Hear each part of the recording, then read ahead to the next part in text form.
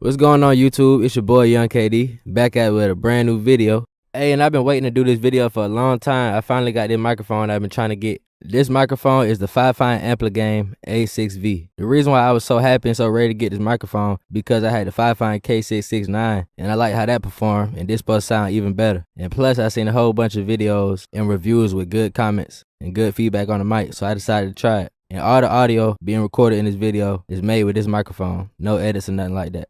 One of the main reasons I got this mic is because of the RGB lights. It looks real good on the camera, so anybody who streams or just posts content, period, this will really brighten up your video. It'll give your video a little more color. And I have to say the sound quality sound good. Y'all hearing it right now. Tell me what y'all think of it. It definitely sounds better than the Fifine K669.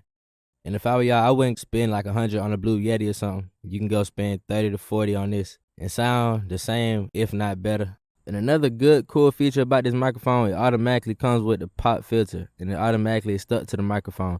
You could detach it, but it's really no point of detaching it because it stops all the plosive. Here go a little plosive test. Pizza, pop, pineapple.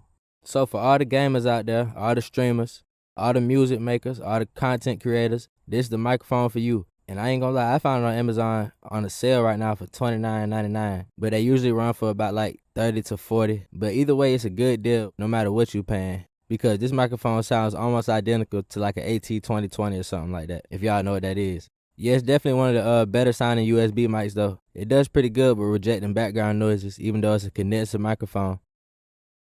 It does pretty good with rejecting background noises, even though it's a condenser microphone. Yeah, but that's all I got for y'all today, man. If y'all enjoyed the video, smash that subscribe button, man. We're trying to grow this channel up. Hit that like button and comment if you got any questions. I might have some new microphone reviews soon.